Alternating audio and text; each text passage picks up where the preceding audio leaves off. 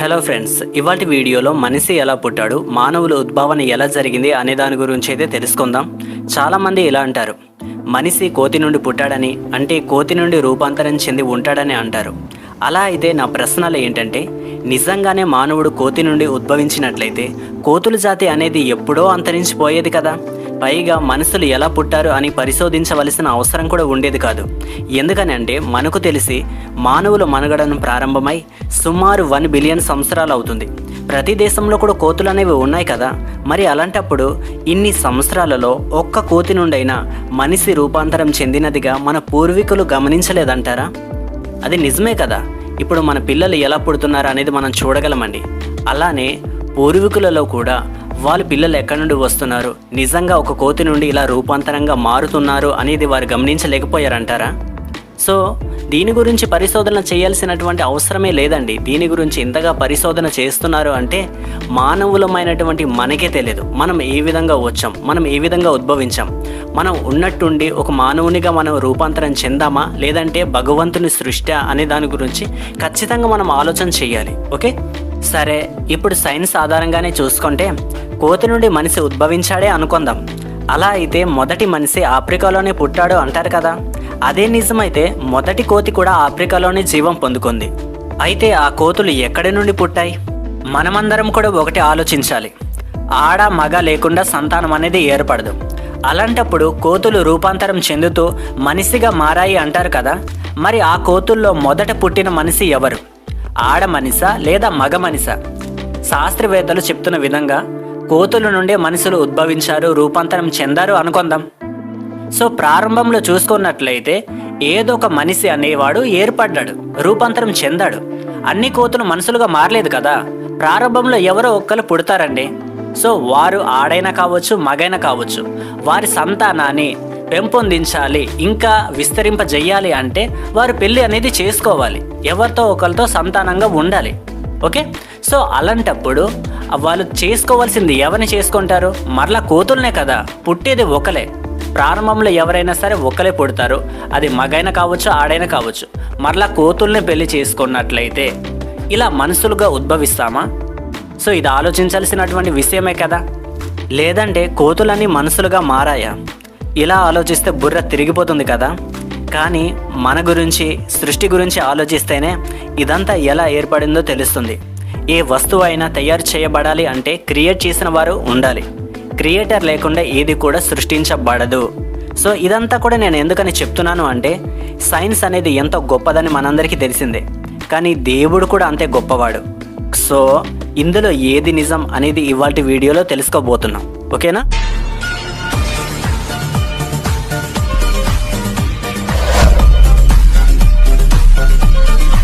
Friends, అయితే ఇప్పుడు మానవుల మనుగడ గురించి సైన్స్ ఏ విధంగా బోధిస్తుందో మనం తెలుసుకుందాం. సైంటిస్టులు ఒకే ఒక అంశం గురించి మూల కారణంగా సూచిస్తున్నారో అదే జీవం. జీవం అనేది ఏ విధంగా ప్రారంభమైందో ఎవరికి తెలియదు. కానీ సైంటిస్టులు ఏమని చెప్తున్నారంటే జీవం అనేది అగ్నిపర్వతంలో కావచ్చు, సముద్రపు అట్టడుగులో కావచ్చు, లేదనుకోండి వేరే ఇతర గ్రహం నుండి ఉల్కల ద్వారా జీవం మన భూమండలానికి వచ్చింది అనే విధంగా అయితే చెప్తున్నారు. మరికొందరు ఏమని చెప్తున్నారు అంటే నిర్జీవ పదార్థాల నుండి ఉన్నట్టుండి హఠాత్తుగా జీవం అనేది ఉద్భవించింది. ఆ కారణమే ఒక మూల కారణం. ఆ మూల కారణం నుండే సకల జీవరాశులుగా మనము ఉద్భవించాం అనే విధంగా అయితే చెప్తూ ఉన్నారు. నిజంగా ప్రతి ఒక్కరం కూడా ఆలోచన చేయాలండి. ఒక జీవి నుండి, ఒకే ఒక్క జీవి నుండి ఇన్ని సకల జీవరాశులు ఏర్పడతాయి అంటే మీరు నమ్మగలుగుతున్నారా? ఇది అసలు సాధ్యమేనా? సో దీని గురించి కాస్త డీప్గా ఇవాల్టి వీడియోలో మనం తెలుసుకుందాం. ఓకేనా? కొంతమంది శాస్త్రవేత్తల అభిప్రాయం ప్రకారం మొట్టమొదటి జీవి క్రమంగా వేరువేరు జీవులుగా అభివృద్ధి చెంది జన్యువులో వచ్చిన అనుకోని మార్పుల వల్ల, ప్రకృతి ఎంపిక వల్ల ఇలా జరిగింది. మనుషులు కూడా ఇలానే వచ్చారు అనే విధంగా అయితే చెప్తూ ఉన్నారు. దీనికి ఎవ్వరు కూడా ఏకీభవించట్లేదండి. కొన్ని కణాలు వేరే కణాల కన్నా చాలా సంక్లిష్టంగా ఉంటాయి. సరళమైన కణాలు సంక్లిష్ట కణాలుగా అభివృద్ధి చెందడం గురించి మాట్లాడుతూ ఒక రిఫరెన్స్ పుస్తకం ఇలా చెప్తూ ఉంది. జీవం పుట్టుక గురించి రహస్యం తర్వాత మనకు అంతు చిక్కని రెండవ రహస్యం కూడా ఇందులో ఉంది అనే విధంగా అయితే వీరు సూచిస్తూ ఉన్నారు. ఇది ఎంతో క్లిష్టమైనది, ఎంతో మర్మయుక్తమైనది. ఫలదీకరణం చెందిన అండం పెరుగుదల వల్ల జంతువులు పుడతాయి, మనుషులు కూడా అంతే కదా. పిండం లోపల కణాలు రెట్టింపు అవుతూ క్రమంగా కొన్ని కణాలు ప్రత్యేక రీతిలో మార్పు చెంది వేరువేరు ఆకారాల్లోనికి మారుతూ వేరువేరు పనులు చేస్తూ శరీరంలోని అవయవాలుగా ఏర్పడతాయి. తాను పలానా అవయవంగా మారాలి, తాను ఆ శరీరంలో పలానా చోటుకు వెళ్ళాలి అనేది ఒక కణానికి ఎలా తెలుస్తుంది అనేది పరిణామ సిద్ధాంతం వివరించలేకపోతుంది. ఆధారాల్ని పరిశీలించిన తర్వాత ఎంతో తెలివైన వ్యక్తి రూపొందించడం వల్లే జీవం వచ్చింది అనే ముగింపుకు చాలామంది వస్తున్నారు. ఒకప్పుడు దేవుడు లేడని బలంగా వాదించిన ఫిలాసఫీ ప్రొఫెసర్ అందాని ఫ్లూ ఉదాహరణ పరిశీలించండి. జీవుల్లో కనిపించే అద్భుతమైన సంక్లిష్టమైన నిర్మాణం గురించి, విశ్వంలోని భౌతిక నియమాల గురించి తెలుసుకున్న తర్వాత ఆయన తన అభిప్రాయాన్ని మార్చుకున్నాడు. ప్రాచీన కాల తత్వవేత్తల ఆలోచన తీరు గురించి మాట్లాడుతూ ఆయన ఇలా రాశాడు: ఆధారాలు మనల్ని ఎక్కడికి నడిపిస్తే మనం అక్కడికే వెళ్ళాలి. అదాని ఫ్లూ విషయంలో ఆధారాలు అన్నీ సృష్టికర్త ఉన్నాడు అనే ముగింపుకు నడిపిస్తూ ఉంది. ఒక కళాకారుడు వేసిన చిత్రాన్ని అధ్యయనం చేయడం ద్వారా ఆ కళాకారుడిని గురించి తెలుసుకోవచ్చు. అదేవిధంగా జెరార్డ్ కూడా ప్రకృతిని అధ్యయనం చేయడం ద్వారా సృష్టికర్త లక్షణాలను గ్రహించాడు. సృష్టికర్త నుండి వచ్చిన పుస్తకమైన బైబిల్ని కూడా ఆయన పరిశీలించాడు.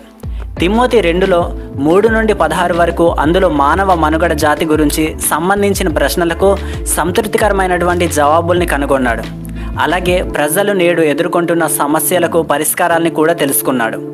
ఆ బైబిల్ మన మేధస్సుకు అంతు చిక్కని మూలం నుండి వచ్చిందని ఆయన గ్రహించాడు. చాలామంది సైంటిస్టులు కూడా ఈ బైబిల్ని అయితే అనుసరిస్తూ ఉంటారు. ఇదే జీవన ఆశ్రయం, జీవన ప్రారంభానికి ఇదే ఆశ్రయంగా ఉంది. సో చాలామంది కూడా మేధావులు ఈ బైబిల్ని చదువుతూ ఉంటారు. ఇందులో సైన్స్కి అంతు చిక్కనంత అద్భుతమైతే ఉంది. ఇది సైన్స్కి వ్యతిరేకమైతే కాదండి. సైన్స్ ఏ విధంగా ఉంటుందో అనేది అయితే కళ్ళకు అత్తినట్లయితే ఈ బైబిల్ అనేది చూపిస్తూ ఉంది. ఫ్రెండ్స్, అయితే ఈ బైబిల్ ఏ విధంగా చెప్తుంది అంటే జీవం నుండి మాత్రమే జీవం వస్తుంది, నిర్జీవ పదార్థం నుండి జీవం అనేది ఏర్పడదు అనే విధంగా అయితే చెప్తూ ఉంది. ఒక్కసారి ఆలోచన చేయండి. చనిపోయిన శవం పిల్లల్ని కంటుందా అండి? నిర్జీవం గలది జీవుల్ని కంటుంది అంటే మనం ఏ విధంగా నమ్మగలం చెప్పండి? అందులో ఏమాత్రం కూడా స్పష్టత అనేది లేదు, అందులో ఏమాత్రం కూడా వాస్తవం అనేది లేదు. జీవం నుండి మాత్రమే జీవం అనేది ఉద్భవిస్తుంది, ఇది సత్యం. ప్రతి ఒక్కరు కూడా ఆలోచన చేయండి. మనిషి నుండి మనిషే వస్తాడు, కుక్క నుండి కుక్కే వస్తుంది, ఈ జీవం నుండి ఆ జీవమే వస్తుంది.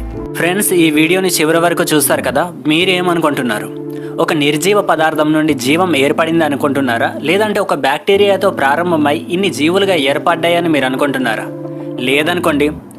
ఈ సృష్టిని తయారు చేసినటువంటి దేవుడే సకల జీవరాశులను సృష్టించాడు. ఆ సృష్టిలో నువ్వు నేను ఒక భాగమై ఉన్నామని మీరు నమ్ముతున్నారా? ఈ రెండిట్లో దేనిని మీరు విశ్వసిస్తున్నారో కామెంట్ రూపంలో తెలియజేయండి. ఫ్రెండ్స్, మరి ముఖ్య విషయం అండి, ఈ ఛానల్ని అయితే నేను రీసెంట్గా పెట్టడం అయితే జరిగింది. ఈ ఛానల్లో ఏంటంటే అమేజింగ్ ఫ్యాక్ట్స్ కావచ్చు, ట్రెండింగ్ ఫ్యాక్ట్స్ కావచ్చు, మిస్టరీ అద్భుతమైన మర్మయుక్తాల గురించి అయితే మీకు తెలియజేస్తాను. అదేవిధంగా సొసైటీ గురించి, ట్రూ లవ్ అంటే ఎలా ఉంటుంది అనే దాని గురించి కూడా మీకు తెలియజేస్తాను. ప్రతి ఒక్కరికి, ప్రజలందరికీ ఉపయోగపడే కంటెంట్ని అయితే ఇవాల్టి మన ఛానల్లో అయితే పోస్ట్ చేయడం అయితే జరుగుతూ ఉంటుంది. సో మీ సపోర్ట్ నా పట్ల ఉన్నట్లయితే మరెన్నో అద్భుతమైనటువంటి వీడియోస్ అయితే చేస్తానండి. ఓకేనా? సో ప్రతి ఒక్కరు కూడా మన ఛానల్ని అయితే సబ్స్క్రైబ్ చేసి ఆదరించండి, మీ అభిప్రాయాలను అయితే తెలియజేయండి. ఓకేనా ఫ్రెండ్స్? ఓకే ఫ్రెండ్స్, నెక్స్ట్ వీడియోలో మరలా కలుద్దాం. Bye bye.